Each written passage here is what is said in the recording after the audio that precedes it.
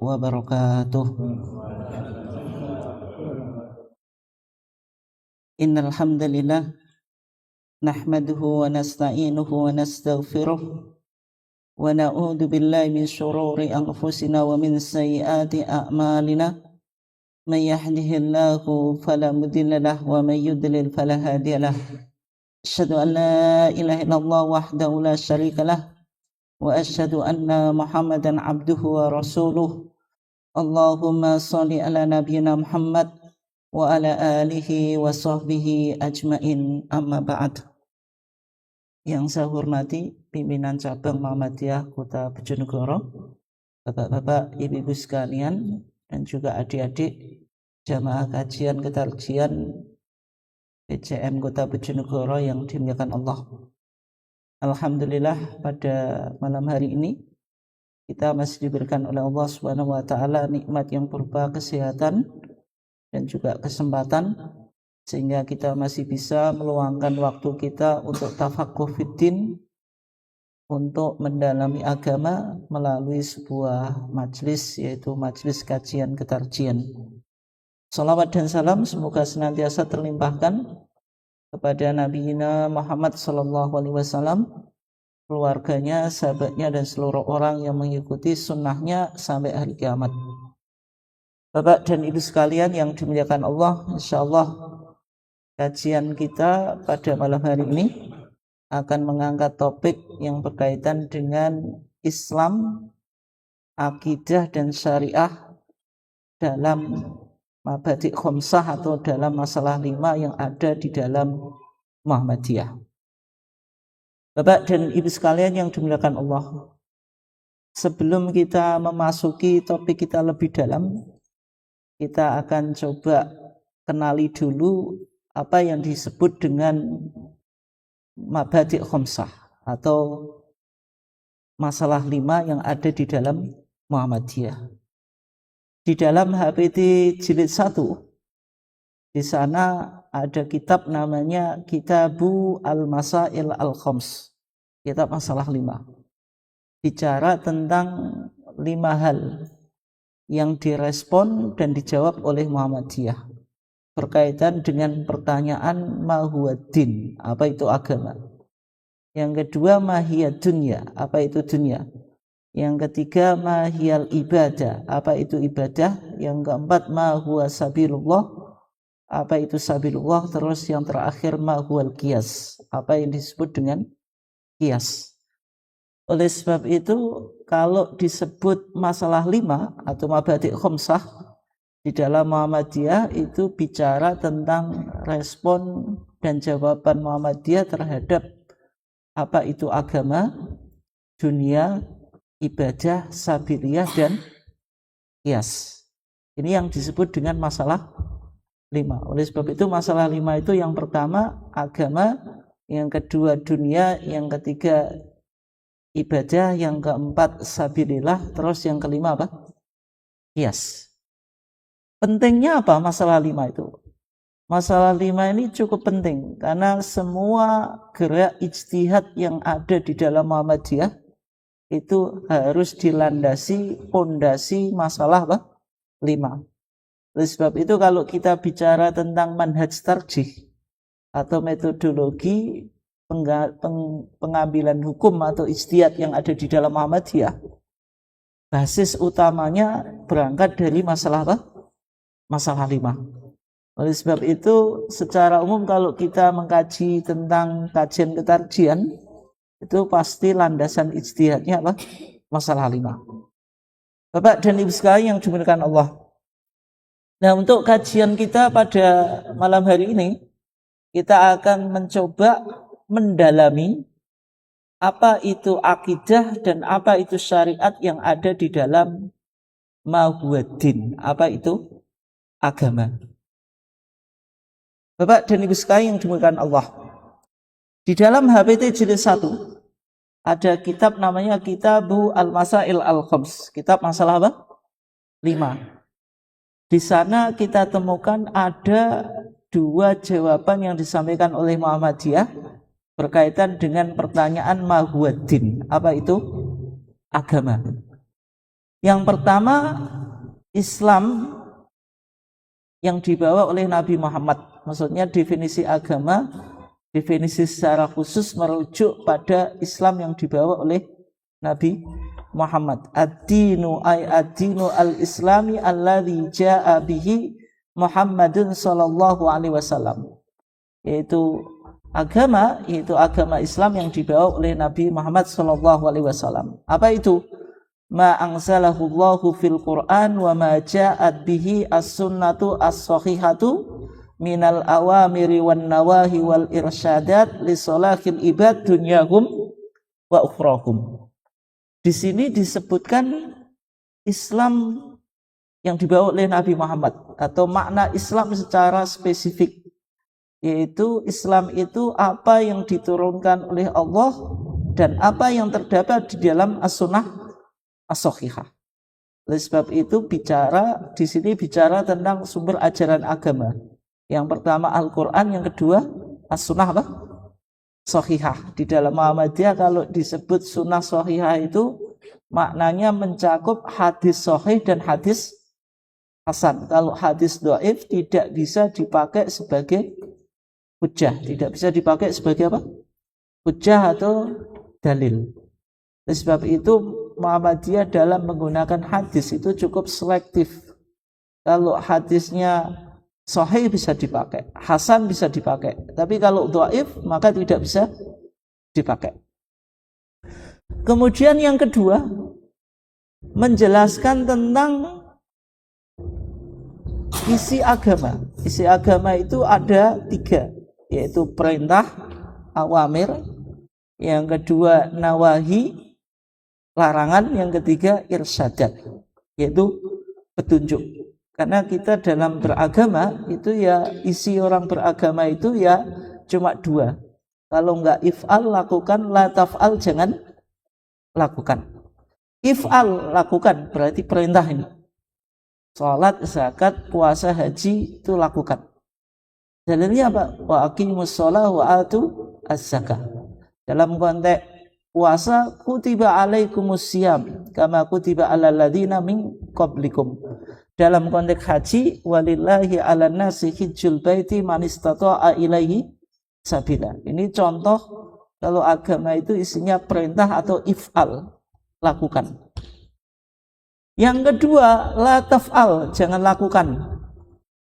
Misalnya mencuri, membunuh, memakan harta riba, itu la taf'al, jangan apa? Lakukan. Kenapa enggak boleh mencuri? Karena as-sariqu was-sariqatu faqta'u aydiyahuma. Pencuri laki-laki dan perempuan itu potong tangan keduanya.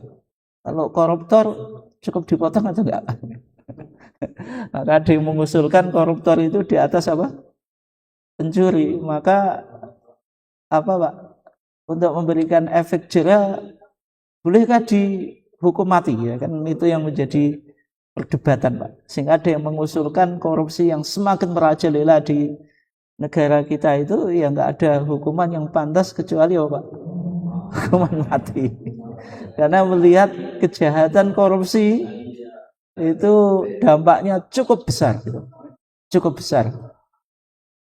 Nah, contoh yang berupa larangan, misalnya zina.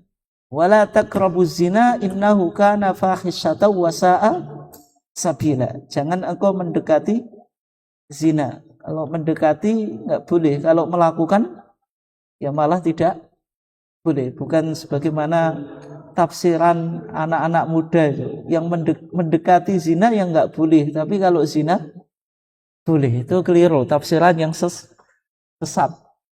Misalnya, apakah boleh seorang anak memukul orang tua? Adakah dalil larangan di dalam Al-Quran? Enggak ada.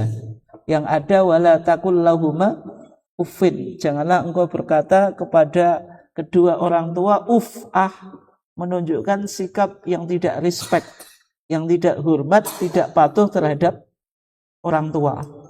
Berarti kalau bilang yang enggak boleh, tapi kalau memukul orang tua jadi boleh. Betul atau enggak Pak? Ya juga salah itu.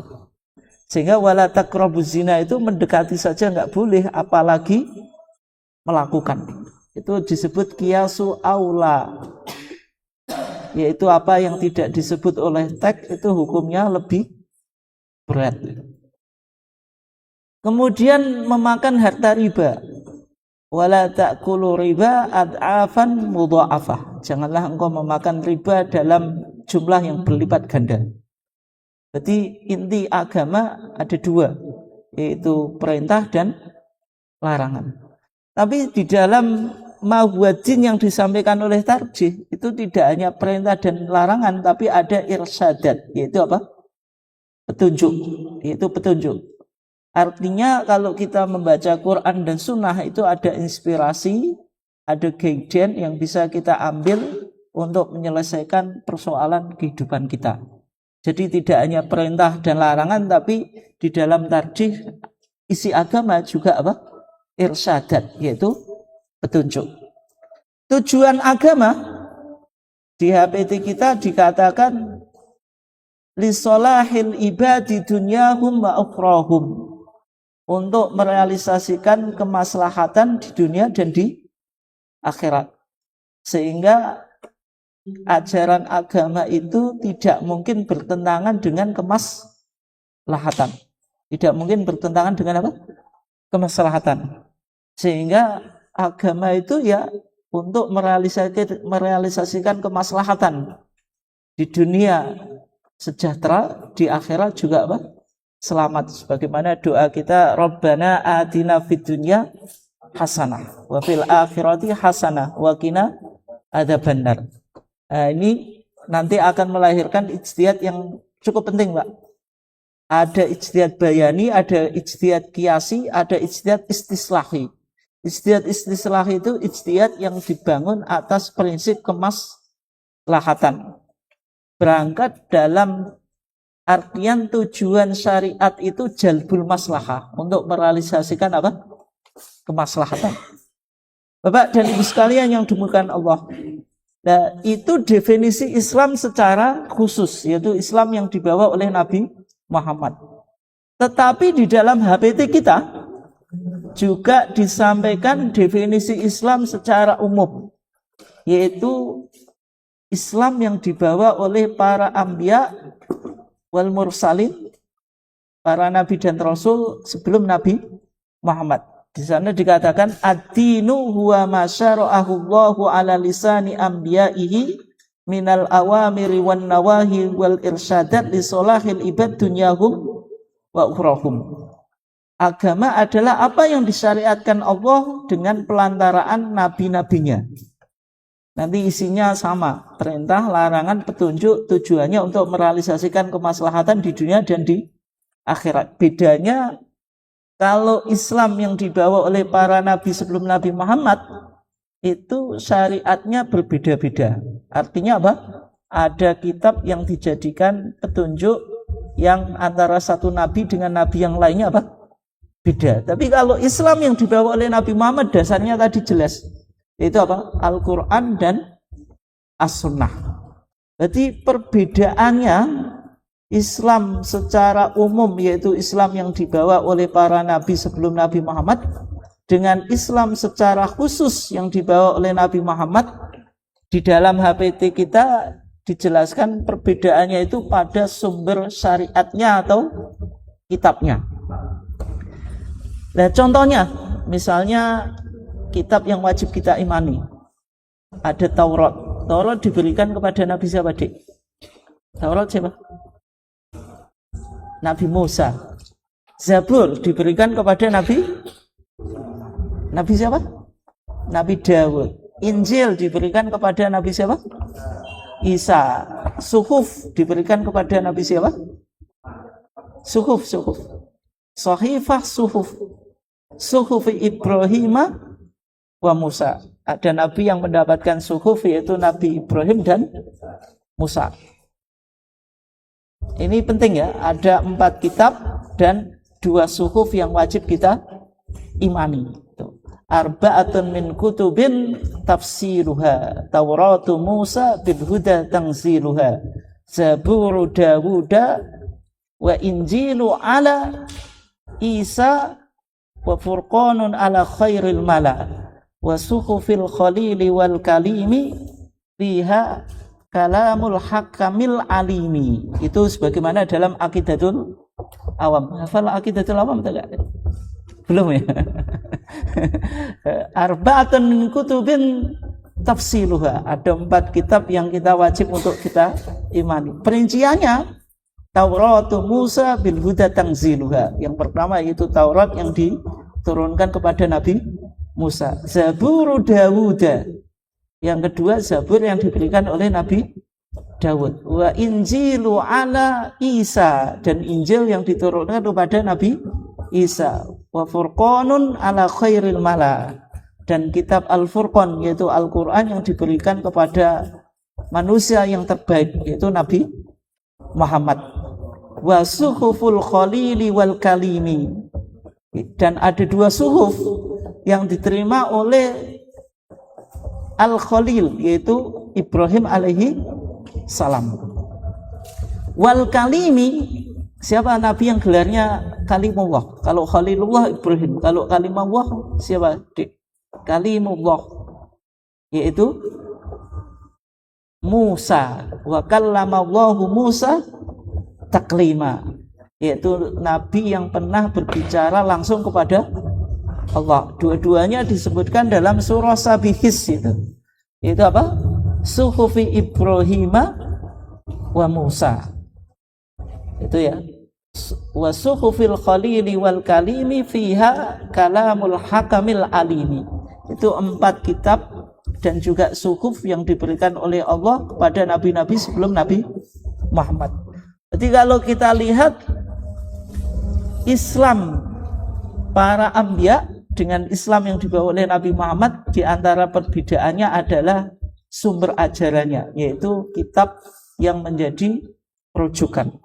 Meskipun agama mereka sama atau enggak itu? Apakah nabi-nabi sebelum Nabi Muhammad itu agamanya juga Islam? Ya atau enggak, Dik? Yang Islam itu Nabi Muhammad saja dan umatnya, atau para nabi sebelum Nabi Muhammad mereka juga agamanya Islam? Jawabannya iya. Sebagaimana dalam kitab Al-Aqidah At-Tahawiyah. Ada kitab namanya Al-Aqidah At-Tahawiyah yang ditulis oleh Al-Imam At-Tahawi. Ini kitab matan akidah yang tertua. Beliau mazhabnya dulu Syafi'i, kemudian pindah ke Hanafi. Beliau mengatakan wa dinullahi fis sama'i wal ardi wahidun wa huwa dinul Islam. Agama Allah di langit dan di bumi itu satu. Wa huwa dinul Islam, yaitu agama Islam. Qala Allah Ta'ala inna dina indallahil Islam. Sesungguhnya agama pada sisi Allah itu Islam. Maksudnya inna dina indallahi Islam itu apa? Syamilun fi kulli zaman, berlaku di setiap zaman. Tidak hanya bagi Islamnya Nabi Muhammad, tapi juga Islamnya nabi-nabi sebelumnya. Sehingga wa may yabtaghi ghairal islami dinan fala yuqbala minhu wa huwa fil akhirati minal khasirin. Siapa yang memeluk agama selain Islam, maka tidak akan diterima dan nanti di akhirat termasuk orang-orang yang merugi. Itu berlaku untuk semua zaman.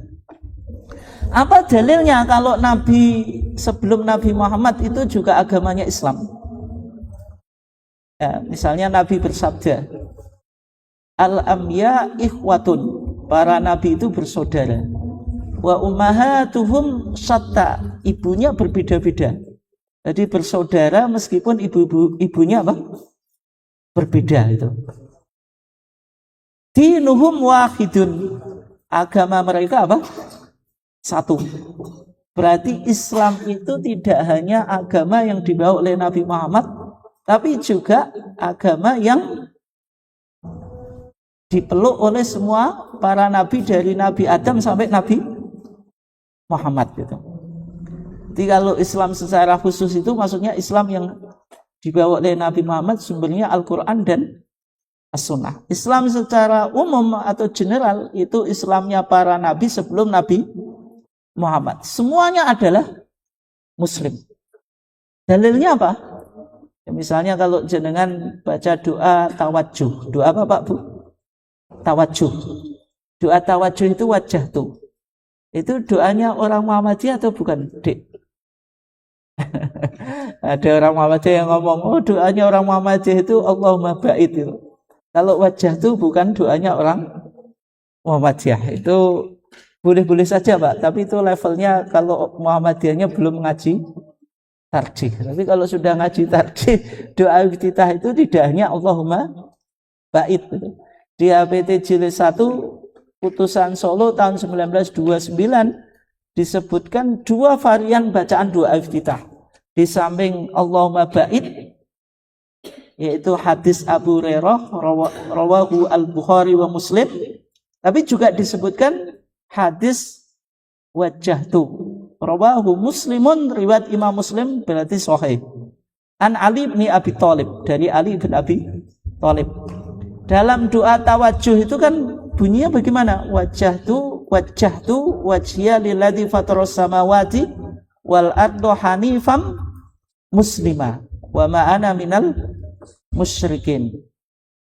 Yang bilang hanifam muslima mengaku sebagai orang yang hanif, condong kepada kebenaran, musliman mengaku sebagai orang yang muslim. Itu sebenarnya siapa Pak Bu? Sebelum doa ini diadopsi oleh Nabi Muhammad, itu doanya siapa asalnya? Doanya Nabi Ibrahim. Doanya Nabi apa? Ibrahim. Berarti Nabi Ibrahim kan dulu mengatakan, mendeklarasikan sebagai orang apa Pak? Hanifan muslimah. Berarti orang yang muslim. Makanya dikatakan wa kana hanifan wa dinuhul islamu wa huwa ala kulli muslimin imamu. Apa? Ibrahim itu hanifan wa dinuhul islamu, agamanya apa? Islam. Wa huwa ala kulli muslimin imamu, maka dia menjadi imam atas semua orang apa? Muslim. Karena semua para nabi setelahnya semuanya lewat jalur keturunan siapa? Ibrahim. Ibrahim punya 2 anak itu, yaitu Ismail dan Ishak. Ismail dengan Ishak. Ismail itu bapaknya orang Arab. Ishak itu apa Pak? Nasabnya semua para nabi dari Bani Israel itu lewat jalur siapa? Ishak. Ishak punya anak Yakub. Yakub punya anak berapa Pak? 12 anak itu. Atau sehingga melahirkan 12 apa? Kabilah Bani Israel. Bapak dan Ibu sekalian yang dimuliakan Allah. Berarti kesimpulan kita, semua para nabi itu akidahnya sama, yaitu semuanya beragama apa? Islam, meskipun syariatnya yang berbeda-beda. Oleh sebab itu Allah berfirman, likullin ja'alna minkum syir'atan wa minhaja. Likullin, bagi tiap-tiap umat, ja'alna minkum syir'atan, kami menjadikan dari kamu sekalian syir'atan, syariat, wa minhajan, dan minhaj itu pedoman dalam kehidupan. Berarti akidahnya sama, syariatnya yang berbeda gitu. Semua nabi akidahnya apa? Sama, cuma syariatnya yang berbeda. Bapak dan Ibu sekalian yang dimuliakan Allah, oleh sebab itu bisa kita simpulkan, semua para nabi mulai Nabi Adam sampai Nabi Muhammad memiliki akidah wahidah, satu akidah. Semuanya mengesahkan Allah. Sebagaimana firman Allah, wa laqad ba'atsna fi kulli ummatin rasulan an ibudullaha wajtanibut taghut. Sungguh kami telah mengutus di setiap umat itu seorang rasul. Misi dakwahnya apa? An ibudullaha, mengajak umatnya untuk menyembah Allah, wajtanibut taghut, dan menjauhi apa? Taghut. Taghut itu dalam penafsiran Imam Malik itu cukup komprehensif. Kata Imam Malik, yang disebut taghut itu apa? Kullu ma ubida min dunillah, segala yang disembah selain Allah. Dalam masyarakat paganisme atau jahiliyah, taghut itu ya bisa jadi hanya berhala. Tapi dalam konteks modern, taghut itu kan selalu berkembang Pak ya. Bisa jadi uang itu juga Tauhid. Ketika uang menjauhkan diri kita kepada Allah, berarti apa? Tauhid. Diajak ngaji, saya nggak sempat, waktu saya hilang. Sholat jamaah, waktu saya apa? Hilang untuk kerja. Sehingga nggak sempat melakukan apa? Kebaikan, karena dikejar uang. Ketika uang menjauhkan diri kita kepada Allah, berarti kan bisa tauhid. Tapi kalau uang semakin mendekatkan diri kita kepada Allah, bisa banyak infak, bisa banyak zakat, bisa banyak sedekah, bisa melakukan ibadah-ibadah yang membutuhkan finansial, misalnya haji, berarti uang di situ apa Pak Bu? Sebagai media untuk kebaikan, bukan menjadi apa? Tauhid. Sehingga uang itu ya bisa menjadi tauhid, bisa menjadi apa? Tidak. Nah, semua misi Nabi itu mengajak umatnya untuk mentauhidkan kepada Allah dan menjauhi apa? Tauhid, sesembahan yang disembah selain Allah. Sehingga dalam pernyataan Al-Imam Hafidz Al-Hakami, beliau mengatakan wa kullu fi da'wati tauhid makhtalafu. Semua para nabi dalam mendakwahkan tauhid, mulai Nabi Adam sampai Nabi Muhammad, makhtalafu, tidak terjadi apa? Perbedaan. Artinya tauhidnya sama, dan tauhid itu tidak mungkin berlaku nasih dan mansukh. Nasih itu apa? Nasih itu hukum yang baru yang menghapus hukum lama. Hukum lama itu disebut apa? Mansukh. Atau definisinya lebih sedikit ilmiah, raf'u hukmin syar'iyyin bidalilin syar'iyyin mutaakhirin. Mengangkat atau menghapus dalil syar'i yang lama bidalilin syar'iyyin, dengan dalil yang baru, mutaakhirin, yang datang belakang. Atau dalam istilah undang-undang ada apa Pak? Amandemen itu. Undang-undang di amandemen. Dan sampai sekarang isu yang lagi viral Pak itu pakai kuhab lama atau kuhab apa? Baru. Ya enggak ya? Isu yang penuh dengan sandiwara, sudah hampir 1 tahun lebih Pak ya, belum selesai itu. Nah, itu kan perdebatannya, ini pakai kuhab lama atau kuhab apa? Baru. Dalam undang-undang yang dibikin oleh manusia itu terjadi apa? Nasih mansukh. Demikian juga undang-undang yang dibikin oleh Allah Subhanahu wa taala juga ada nasih mansukh. Kenapa? Karena hukum itu bisa jadi relevan di suatu masa, tapi di masa berikutnya tidak apa? Tidak relevan. Sehingga nasih mansukh itu ya untuk apa? Merealisasikan tujuan syariat, yaitu apa? Merealisasikan kemaslahatan. Jadi intinya kalau tauhid tidak ada nasih dan mansukh. Bagaimana kalau masalah furu'iyah atau syariat itu? Amal furu'u fa fiha an-naskhu qad tajidu. Adapun dalam konteks furu' atau syariah, maka terkadang engkau mendapatkan apa? Nasih mansukh. Illa syari'atana al-ghara, kecuali syariat Nabi kita Muhammad itu tidak mungkin dinasah oleh syariat Nabi yang lain. Termasuk nanti bagaimana kalau Isa turun di akhir zaman, apakah bisa menasah syariatnya Nabi Muhammad? Nanti kita jawab ya. Kenapa? Falaisa laha min nasikhin. Maka syariat Nabi Muhammad gak ada nasih.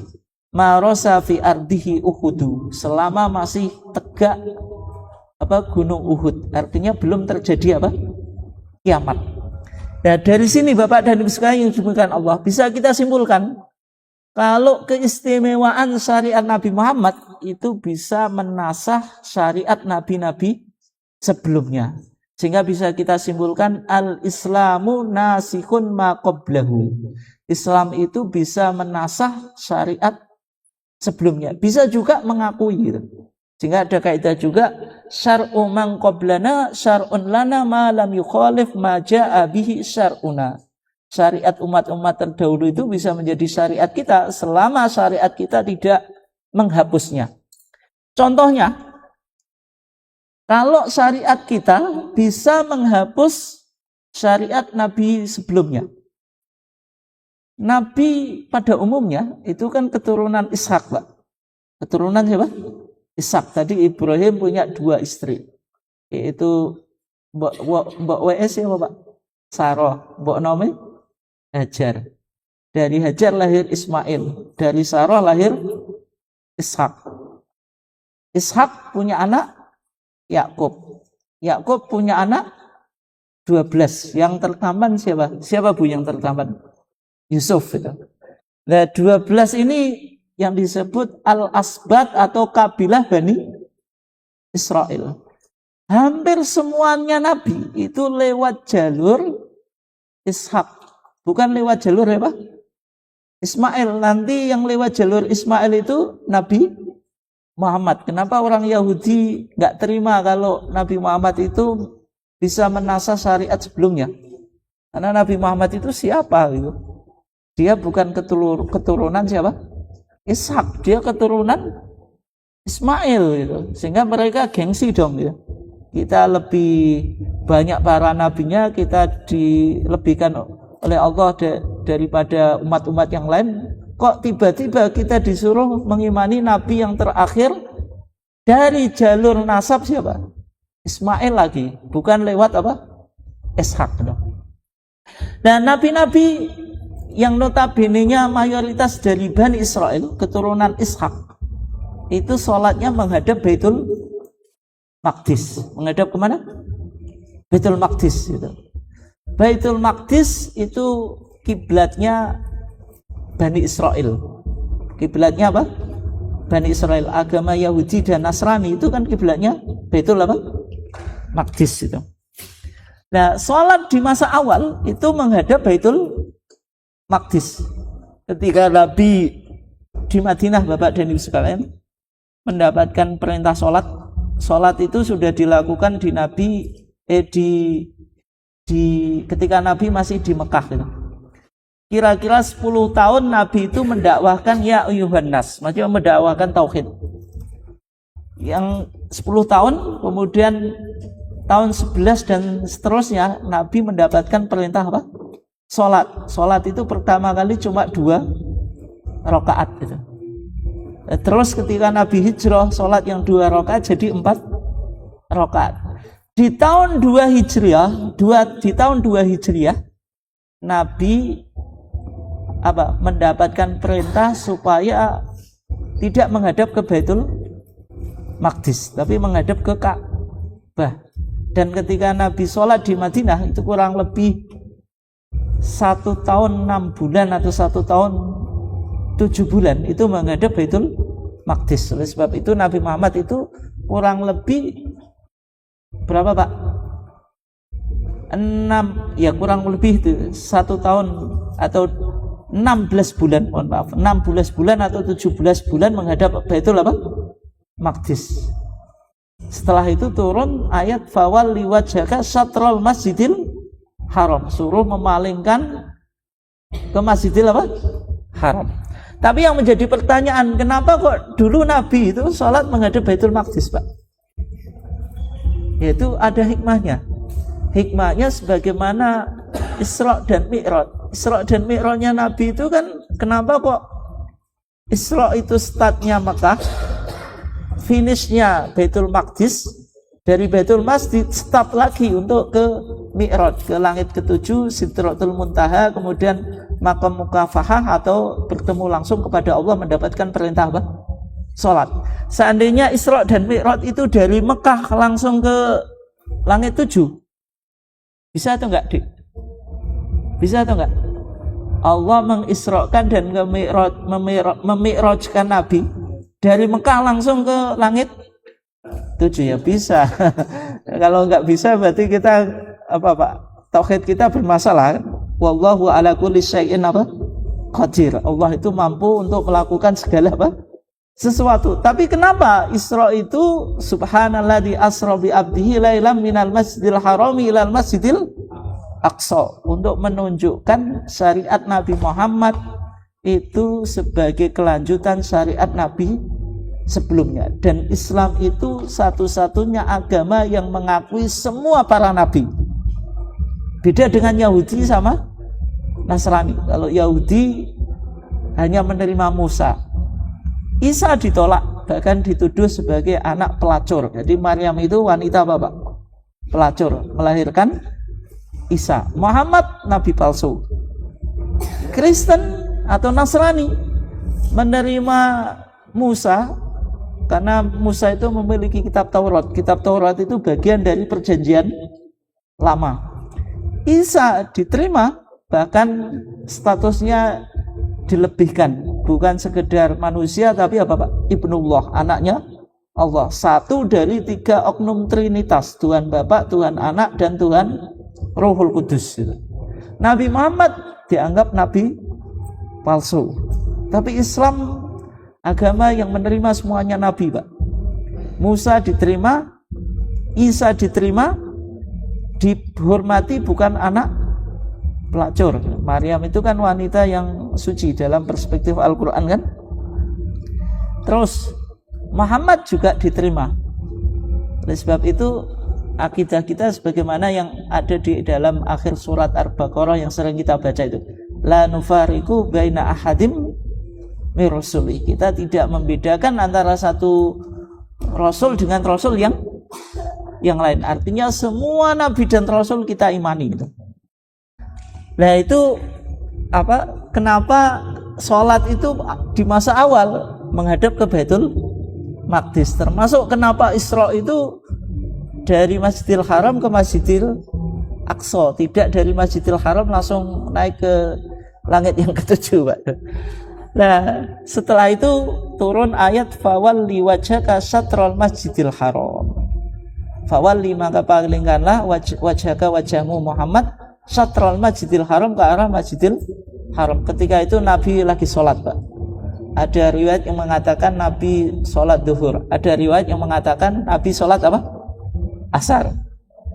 Dan ketika itu Nabi menghadap Baitul Maqdis, ada wahyu turun, Nabi suruh memalingkan wajahnya ke arah Masjidil Haram. Oleh sebab itu lokasinya itu disebut sekarang diabadikan menjadi Masjid Qiblatain, masjid yang memiliki 2 kiblat. Bapak dan Ibu sekalian yang dimuliakan Allah, apa yang kita bahas tadi dinyatakan oleh Syekh Hafidz Ibn Ahmad Al-Hakami, wa qiblatul qudsi bil Qur'ani qad nusikhat fawalli wajhaka fiha quriral badanu. Wa qiblatul qudsi, dan kiblat ke arah Masjidil Aqsa bil Qur'ani qad nusikhat, oleh Al-Qur'an telah dinasakh, dihapus.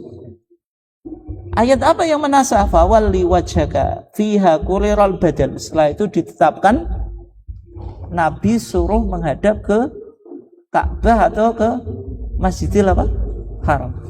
Bapak dan Ibu sekalian yang dimuliakan Allah, contoh yang kedua, kalau tadi persoalan sholat yaitu istiqbalul kiblah, menghadap kiblat, sekarang ada kaitannya dengan puasa. Puasa yang pertama kali diwajibkan kepada Nabi Muhammad itu puasa Asyura, dan 3 hari tiap bulan. Jadi ketika Nabi pertama kali hijrah ke kota Madinah, melihat orang Yahudi pada puasa, Nabi bertanya, ma hadza, apa ini? Qalu hadza yaumun shalihun, ini hari yang baik. Kenapa?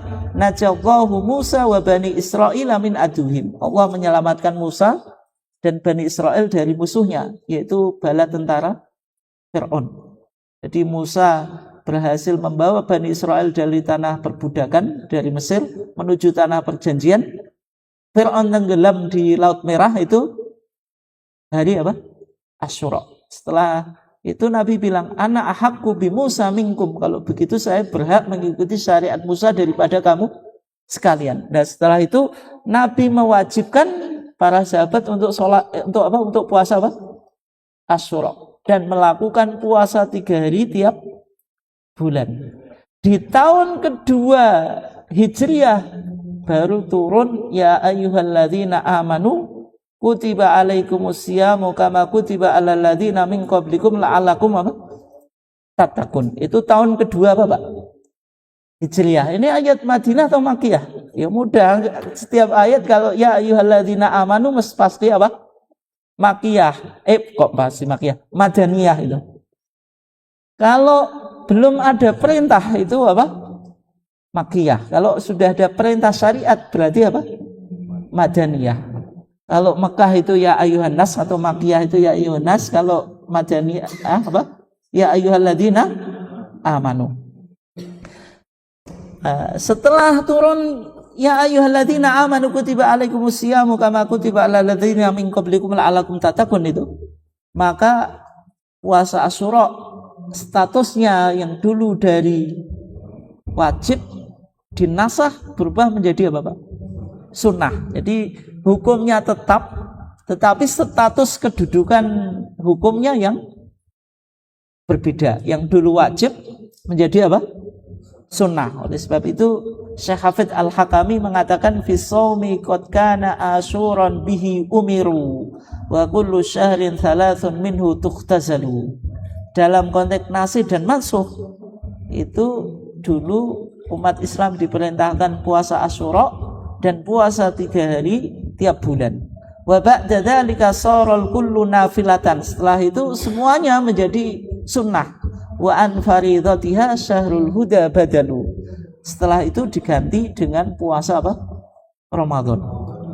Nah, ini contoh nasih dan mansuh antara syariat Nabi Muhammad dengan syariat Nabi sebelumnya. Tadi sudah kita katakan syariat Nabi Muhammad itu bisa menasakh tapi tidak bisa dinasakh. Terus sekarang di internal syariat Nabi Muhammad, apakah bisa terjadi nasih dan mansuh? Bisa. Contohnya apa? Contohnya ziarah kubur, Pak. Ini contoh yang paling mudah ya. Contohnya ziarah kubur. Kalau kita cek di dalam kitab Bulughul Maram yang ditulis oleh Al-Hafidz Ibnu Hajar Al-Asqalani, di sana disebutkan hadis Buraidah Ibnil Hasib Al-Aslami. Rasulullah bersabda, "Nahaitukum an ziyaratil kubur fazuruha." Nahaitukum, dulu saya melarang kamu an ziyaratil kubur, dari ziarah kubur. Berarti ini apa Pak? Larangan ini. Ini nahyun. Fazuruha. Fazuruha itu fi'lul amri. Berarti ini apa? Perintah. Kalau ada perintah jatuh setelah larangan, itu ngasih makna apa Pak? Perintah itu al-amru, ba'da nahyi jatuh setelah apa? Larangan. Yufidu ngasih faedah apa? Ya contohnya misalnya jenengan punya anak masih kecil kok minta kopi itu. Biasanya orang tua bolehin anaknya minum kopi atau enggak? Boleh atau enggak, Bu? Enggak boleh. Gak usah ngombe kopi cek cilik awakmu. Sampai nek wis gede apa? Ngombe kopi ra apa-apa. Biasanya kan gitu ya. Ternyata sudah besar gitu. Kongkon sinau ngantuk, Bu. Kongkon ngaji yo ngantuk. Supaya angel apa awake disalehno dilungguhno mesti apa Pak matane merem. Supaya ngaji yo ngantuk, sekolah ngantuk. Apa Pak Bu? So angger mikir ngantuk. Kan wong tua ya sedih diobati apa iki. Le timbang ngantuk wis nek sinau ngombe kopi. Kok apa? Beber. Dik biyen dilarang saiki apa? Diperintah, dikongkon, Pak. Berarti kan al-amru ba'da nahyi. Adanya perintah jatuh setelah larangan. Ngasih makna apa? Sekarang hukum minum kopi bagi anak tadi boleh atau enggak? Boleh. Sebagaimana Nabi dulu melarang ziarah kubur, sekarang diperintah. Berarti ziarah kubur dari tidak boleh menjadi boleh. Makanya dalam kaidah usul fikih, al-amru ba'dan nahyi yufidul ibahah. Kalau ada perintah jatuh setelah larangan, itu ngasih makna apa? Boleh dilakukan. Rawahu Muslimun, riwayat Imam Muslim. Zadat Tirmidzi, Imam Tirmidzi memberikan tambahan riwayat, fa innaha tudzakirul akhirah. Karena ziarah kubur itu mengingatkan kematian. Zad Ibnu Majah min hadis Ibnu Mas'ud. Kemudian Ibnu Majah juga menambahkan riwayat dari hadis sahabat Ibnu Mas'ud, wa tuzahidu fid dunya, menjadikan kita zuhud dalam urusan apa? Dunia. Jadi kesimpulannya ziarah kubur itu dulu dilarang Kemudian hukum larangan ini dinasakh, dihapus menjadi apa Pak? Boleh gitu. Wa fil maqabiri nahyun an ziyaratiha. Dalam kuburan itu dulu dilarang untuk menziarahinya. Wa rukhsatun ba'du, setelah itu sama Nabi dikasih keringanan atau dibolehkan fazuruha itu. Maksusun biha rajulu, tapi dikhususkan bagi laki-laki. Yang jelas boleh itu laki-laki. Bagaimana status perempuan ziarah kubur itu? Boleh atau enggak, Pak? Boleh napa mboten, Bu? Wong wedok ziarah kubur. Lah di dalam Bulughul Maram ini ya, coba jenengan lihat itu. Wa an Abi Hurairah, hadis yang terakhir, Pak. Radhiyallahu anna Rasulullah sallallahu alaihi wasallam la'ana zairatil kubur. Dari Abu Hurairah radhiyallahu an bahwasanya Rasulullah sallallahu alaihi wasallam la'ana melaknat zairati al-kubur. Para wanita mengziarah kubur. Akhrajahu at-Tirmidzi wa sahahahu Ibnu Hibban. Dikeluarkan oleh Imam Tirmidzi dan disahihkan oleh Ibnu Hibban. Berarti kalau ada orang perempuan ziarah kubur itu dilaknat oleh Rasulullah. Kalau laki-laki apa Pak? Boleh. Tapi kalau perempuan dilaknat. Maksud hadis ini bagaimana gitu? Persoalannya yang tadi Bu, yang butuh ingat kematian, apakah kaum laki-laki perempuan juga butuh ingat mati Bu? Biasanya sing gak eling mati sapa Pak? Wong lanang atau wong wedok atau karo-karone? Jangan-jangan bapaknya itu. Koyok-koyok urip iki kan apa Pak? Tuwek mlungsungi nom neh, tuwek neh mlungsungi nom neh terus ngono Pak. Akhirnya kan gak mati-mati. Makanya Nabi bilang apa? Fa innaha tudzakirul akhirah. Sesungguhnya ziarah kubur itu bisa mengingatkan apa? Kematian. Kalau kita ziarah kubur, kita ingat suatu saat kita juga akan kesini gitu, akan menyusul mereka kan gitu. Yang kedua, watu zahidu fid dunya, menjadikan zuhud dalam urusan apa? Dunia. Zuhud itu tapi penting untuk kita pahami. Zuhud itu bukan berarti nggak punya uang. Zuhud itu boleh punya uang selama uang itu tidak kita gantungkan di dalam apa Pak? Hati. Soalnya banyak ibadah itu kan butuh uang kan? Haji ya butuh apa Pak? Uang. Bangun masjid ya butuh uang. Nyantuni anak miskin, fakir miskin, anak yatim juga butuh apa? Uang. Artinya boleh kaya. Imam Syafi'i itu dulu kalau sama orang sing kaya itu nggak suka Pak. Kayak angger wong sugih kedunyan. Angger wong sugih apa? Kedunyan. Tapi ketika Imam Syafi'i dulu belajar ke Imam Malik, kemudian sudah menyerap ilmunya Imam Malik semuanya lah. Tanya Imam Malik, ya Imam Malik, setelah saya belajar ke engkau, saya mau kira-kira mau belajar kemana lagi? Sama Imam Malik direkomendasikan untuk belajar kepada Al-Imam Muhammad ibn Hasan As-Syaibani. Muhammad ibn Hasan As-Syaibani atau muridnya Imam Abu Hanifah itu ulama juga kaya raya Pak. Pertama kali Imam Syafi'i itu masuk ke rumahnya Muhammad ibn Hasan As-Syaibani, itu dia lagi di kursi ngitung uang di kamar tamu Pak. Kan Imam Syafi'i tahu, waduh aku mbek Imam Malik ora pate cocok, soalnya Imam Malik kan yo kaya terus apa Pak, ulama juga kaya gitu. Apa maneh Muhammad ibn Hasan As-Syaibani ngitung bati dagangan itu apa Pak? Di meja tamu, sehingga Imam Syafi'i yo gak seneng Pak. Iya, ternyata orang-orang yang jauh saya datangi tiba yo kedunyan kan gitu Pak. Tapi Imam Syafi'i tanya, ya Imam, kenapa engkau apa? Pegang uang, ngitung uang di depan apa Pak? Di meja tamu. Tapi Muhammad ibn Hasan As-Syaibani bilang, anak muda, kalau saya nggak boleh kaya, kalau uang ini dipegang oleh orang yang soleh, nanti kira-kira menjadi membawa maslahat atau tidak gitu. Ya, jawabannya Syafi'i ya tentu tidak gitu. Nek uang nggak soleh pegang uang banyak dibikin apa Pak? Ya pokoknya yang golek wanita, minum dan seterusnya Pak, kan itu kan. Tapi kalau Muhammad ibn Hasan Asy-Syaibani masa berani dugem Pak ke klub night kan, night club kan juga nggak mungkin itu. Minum kan juga nggak mungkin.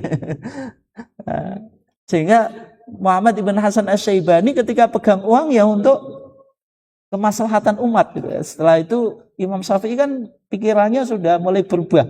Oh ternyata orang Islam itu boleh kaya.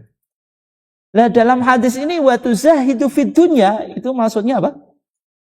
Kita boleh kaya asal hati kita tidak tergantung pada apa?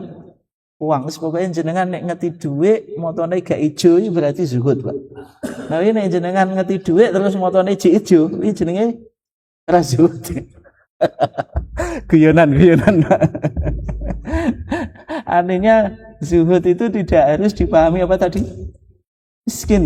Zuhud itu boleh kaya tapi hatinya tidak digantungkan kepada uang atau persoalan apa Pak? Dunia. Nah ziarah kubur itu juga mengingatkan kita supaya kita menjadi orang yang zuhud, bahwa suatu saat kita menyusul saudara kita yang telah meninggal, dan ketika meninggal itu nggak mungkin bawa kekayaan. Ada Bu, orang yang meninggal punya mobil Pajero. Pajero itu panas jobo jeru itu, karena mobil mahal. Ketika dikubur di kuburan, apakah Pajeronya juga diikutkan? Pasti enggak Pak. Yang pertama nolak nggak setuju itu pasti anaknya, ahli warisnya sendiri. Ahli warisnya sendiri itu nolak, apalagi orang lain. Nah, Bapak dan Ibu sekalian yang dimuliakan Allah.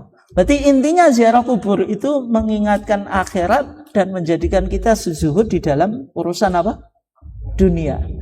Yang butuh ingat kematian, butuh zuhud di dunia itu apakah hanya laki-laki atau juga perempuan juga Bu? Perempuannya juga butuh ingat tuh ya. Oleh sebab itu perempuan boleh ziarah kubur atau enggak? Butuh ziarah kubur atau enggak Bu? Nek perempuan enggak boleh sama sekali ziarah kubur kan ya berarti gak iling mati. Apa Bu Pak? Nek ngeti dhuwit ya tetep motone ijo. Berarti kan sama-sama butuh, kan sama-sama apa? Butuh gitu. Sama-sama butuh. Oleh sebab itu maksud Nabi melaknat para wanita melakukan ziarah kubur itu maksudnya apa? Dibawa kepada makna wanita yang sering ziarah kubur, sehingga dalam redaksi hadis yang lain itu zawaratil kubur. Zawarat itu siwah mubalaghah. Siwah mubalaghah itu maksudnya memberikan makna berlebihan. Dia yang suka atau sering-sering apa? Ziarah kubur. Perempuan kalau suka ziarah kubur itu jadi baik bagi laki-laki atau enggak Pak? Bagi suami atau enggak? Enggak baik gitu. Jenengan nyuara kopen gak dimasak Pak. Ibu nanti lagi ziarah kubur Pak. Nah. Terus ziarah Wali Songo gak mulai-mulai Pak. Wali Songo perang dina Pak. Sedina gak cukup tuh Pak ya. Nah, ziarah Wali Songo macam-macam kan ya, akhirnya sing lanang kan gak kopen. Oleh sebab itu dalam HPT kita dikatakan wala tukthiril mar'atu ziyaratal kubur. Wanita tidak boleh sering-sering ziarah kubur. Kenapa kok enggak dihukumi haram? Ya karena di dalam hadis yang lain ketika Nabi ziarah kubur itu melihat ada wanita yang lagi ziarah kubur, yang ia lakukan apa Pak Bu? Ya, sama kayak jenengan lihat sinetron itu. Kalau wanita ziarah kubur biasanya yang dilakukan apa Pak? Nangis itu. Wahya tabki. Dia apa? Nangis. Terus sama Rasulullah dinasihati, ittaqillah wasbiri, bertakwalah kamu kepada Allah, terus sabarlah gitu. Dinasihati sama Rasulullah seperti itu Pak. Akhirnya Rasulullah itu malah dicelatu Pak. Jadi Rasulullah itu pernah dicelatu Pak. Karena ini jenengan pernah dicelatu itu wajar Pak. Sanadnya dari Rasulullah dia pernah dicelatu apa maneh kelas awake Pak. Dicelatu Pak sama perempuan tadi. Tapi nyelatunya itu dia nggak tahu kalau ini apa Rasulullah. Setelah itu dikasih tahu, perempuan itu Rasulullah, kok apa awakmu celatu kan? Dia menyesal gitu. Akhirnya sowan kepada Rasulullah, minta maaf gitu. Setelah itu Rasulullah bilang apa? Innama sabru inda sadmatil ula. Sesungguhnya kesabaran itu pas seketika terjadinya apa? Musibah. Ya, orang yang sabar ketika terjadinya musibah, pas terjadi musibah itu berat Pak Bu. Kalau sudah lewat beberapa hari itu kan nek wong Jawa nyebut wis lileh. Tapi ketika pas terjadi musibah kita bisa sabar. Nah itulah yang masuk apa yang difirmankan oleh Allah, innama yuwaffa as-sabiruna ajrahum bighairi apa? Hisab. Sesungguhnya Allah akan mencukupkan pahala orang yang bersabar bighairi hisab, tanpa ada apa Pak? Hitungannya. Berarti kan enggak terhitung saking banyaknya apa? Pahalanya.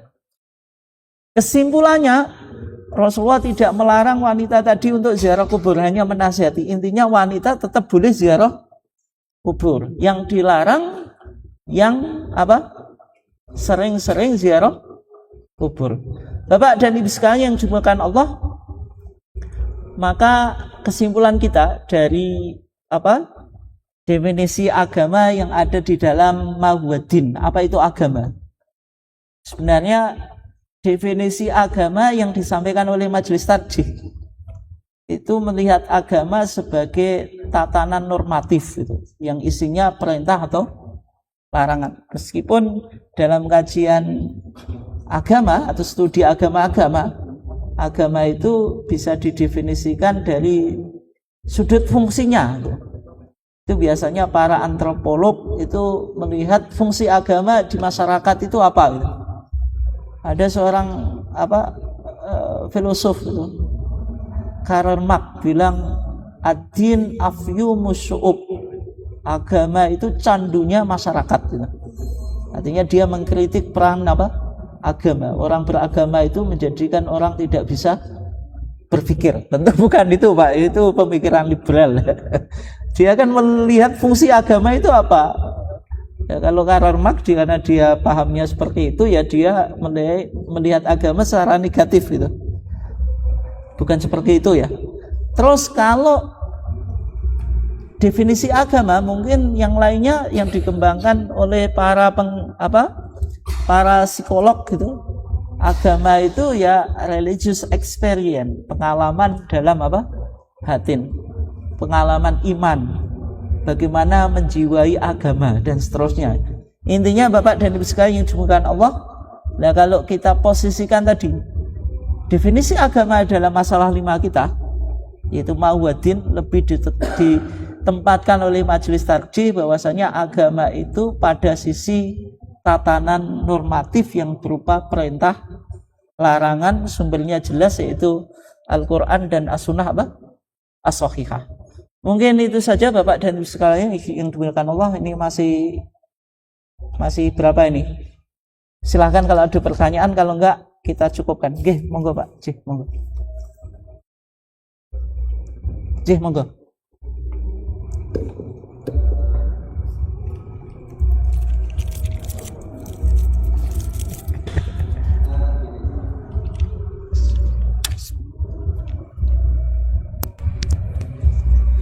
Gini Ustaz,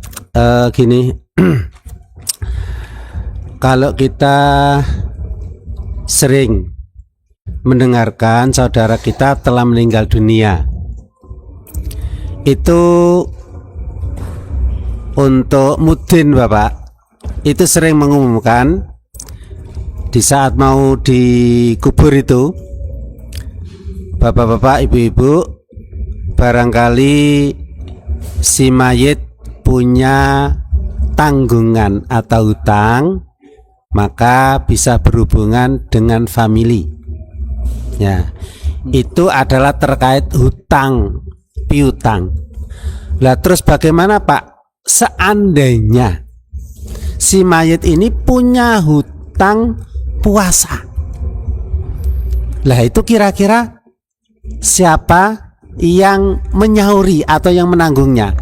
Kalaupun itu ada dalil untuk merujuk itu, mohon nanti di share ke teman-teman kita, sehingga kita kadang-kadang menemui pertanyaan-pertanyaan seperti itu. Terima kasih Bapak. Assalamualaikum warahmatullahi wabarakatuh. Ya, terima kasih ya. Kaitannya dengan hutang puasa. Kalau hutang uang jelas ya gitu. Dan memang Nabi nggak mau mensolati orang yang punya hutang sebelum dilunasi. Karena apa Pak Bu? Nafsul mu'mini mu'allaqatun bidainihi hatta yuqda anhu. Jiwanya seorang muslim itu tergantung pada hutangnya sampai apa?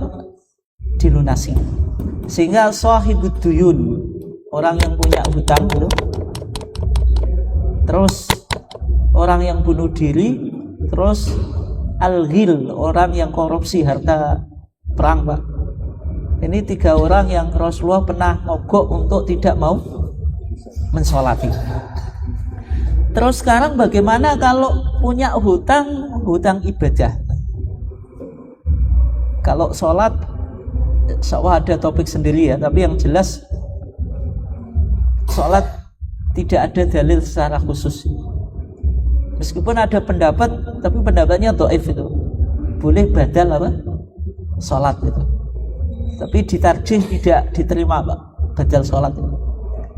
Terus sekarang kalau konteks puasa, nah kalau jenengan lihat di kitabus siam, kitab puasa HBT jilid 1. Di sana ada anjuran siapa yang punya keluarga meninggal disuruh mempuasai. Dalilnya apa? Man mata wa alaihi saumun soma anhu waliyuhu.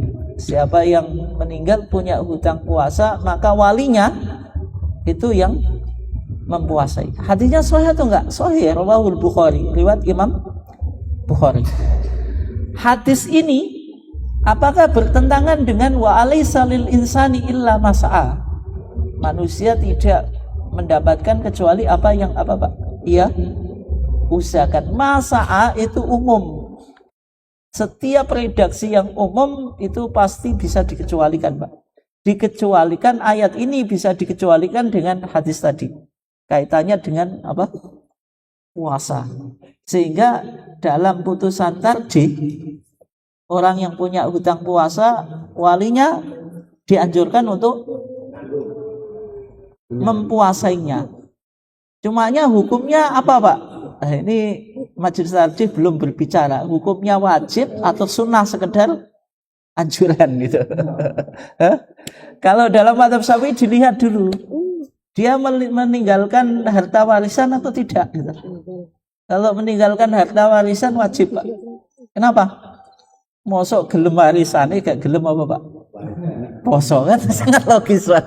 Nah, tapi kalau tidak meninggalkan harta warisan tidak apa? Tidak wajib. Tapi ini qaul qadim dalam mazhab Syafi'i. Tapi kalau qaul jadid tidak diganti puasa, diganti it'am, ngasih apa? Makanan, ngasih makanan Pak. Sama wa alal ladzina yutiqunahu fidyatun ta'amu miskin itu. Sebagaimana kadar makanan bagi orang yang tidak apa Pak? Kuat puasa itu berapa? 1 mud. 1 apa Pak? 1 mud, kurang lebih 6 on atau sesuai makanan yang standar dimakan tiap hari. Itu nominalnya berapa gitu. Kalau secara umum nasi berapa Pak? 15.000 atau 20.000 atau 25 tergantung ekonominya. Berarti semakin ekonominya baik, berarti fidyahnya semakin apa Pak? Semakin berkualitas. Itu kan intinya gitu ya. Nah, man mata wa alaihi saumun soma anhu walihu. Siapa wali itu? Yaitu anaknya. Terus apa Pak? Saudaranya atau yang punya hubungan apa Pak? Kerabat gitu. Gitu. Bagaimana kalau disuruh menguasai orang lain? Kalau dalam mazhab Syafi'i boleh Pak, tapi kalau ditarjih nasnya wali kok itu. Dan secara umum yang paling bertanggung jawab apa Pak? Menyelesaikan hutang termasuk hutang puasa. Itu kan ahli apa? Warisnya. Jadi kalau ditarjih itu berlaku untuk semua puasa yang wajib. Baik puasa Ramadan, puasa nadar, puasa apa Pak? Nadar atau puasa kafaroh. Misalnya dia melanggar sesuatu yang dendanya puasa, berarti ahli warisnya tahu juga Pak? Disuruh untuk mengqadai. Nah, itu ada di HPT jilid 1 Pak. HPT jilid 1 di Kitabus Siam. Di Kitabu apa? Siam. Mungkin itu ya jawabannya. Tapi ini masalah itu belum jarang disuarakan. Kalau masalah hutang ini kan setiap ada kematian seperti itu. Tapi kalau masalah ini ya. Maksudnya kalau kematian itu kan soalnya sholatnya itu Pak. Nabi kan nggak mau mensolati jenazah yang masih menanggung apa? Hutang. Tapi kalau puasa nggak ada Pak. Nabi tidak pernah sampai mengecek orang ini punya hutang puasa atau tidak. Terus kalau masih punya hutang dia nggak mau sholat. Ya kan puasa kan menunggu Pak. Masa ahli warisnya bisa menyawar seketika kan nggak. Tapi kalau uang itu, kalau hutang berupa uang itu kan harus segera apa? Diselesaikan. Jadi memang kalau ya saya kira nggak perlu diumumkan lah gitu. Cumanya mungkin ahli warisnya kan perlu tahu juga ini ketika meninggal itu punya hutang puasa atau enggak gitu. Tapi kalau sholat tidak Pak, meskipun mungkin di tetangga sebelah itu di Fathul Mu'in ada pendapat yang dhaif gitu. Boleh mengqadai sholat. Boleh mengqadai apa? Sholat. Di beberapa desa itu malah jadi profesi Pak. Ada orang yang menawarkan jasa qadha sholat terus bayar sekian, itu nggak gratis itu. Nah itu kan ya sama saja Pak, itu agama dikomersilkan. Sebagaimana Majlis Tarjih, kenapa badal haji tidak boleh dilakukan oleh orang yang nggak punya hubungan kerabat Pak, travel, kenapa nggak boleh? Majlis Tarjih takut agama itu dikomersilkan. Nanti badal haji, badal umroh itu nanti larinya ke urusan bisnis Pak itu. Kalau misalnya dilakukan oleh orang yang nggak punya hubungan kerabat gitu. Sehingga Majelis Tarjih berpandangan badal haji boleh, tapi ada beberapa persyaratan. Di antara syaratnya harus Pak? Punya hubungan kerabat. Sebagaimana hadis Subrumah itu. Ketika Subrumah bilang, ketika ada seorang labaika an Subrumah, dia maksudnya mau membadali haji untuk Subrumah. Nabi dengar, man Subrumah? Siapa Subrumah itu? Orang itu menjawab, akhun li au qaribun li, itu saudaraku atau kerabatku. Ada yang mengatakan itu saudaranya yang tua. Kan artinya dia lagi membadali haji untuk kerabat, bukan orang yang ajnabi atau orang asing Pak. Oke. Mungkin itu ya. Itu kan intinya agama jangan sampai dikomersilkan. Badal sholat, badal haji itu kan jadi masalah nih dikomersilkan. Nanti badal puasa juga. Makanya kalau Majelis Tarjih yang menguasai ya keluarganya. Meskipun keluarganya kan bisa menawarkan jasa Pak. Siapa yang mau berpuasa untuk ibuku, nanti saya gaji tiap satu hari 50.000 atau 100.000. Pasti ada yang mau Pak tuh. Tapi kira-kira nanti niat puasanya itu karena lillahi ta'ala atau lil fulus Pak? Kan pasti lil fulus gitu. Karena uang. Mungkin itu ya. Ada yang lain atau kita cukupkan? Cukup ya. Sudah 8:30 persis. Kurang lebih mohon maaf. Wassalamualaikum warahmatullahi wabarakatuh.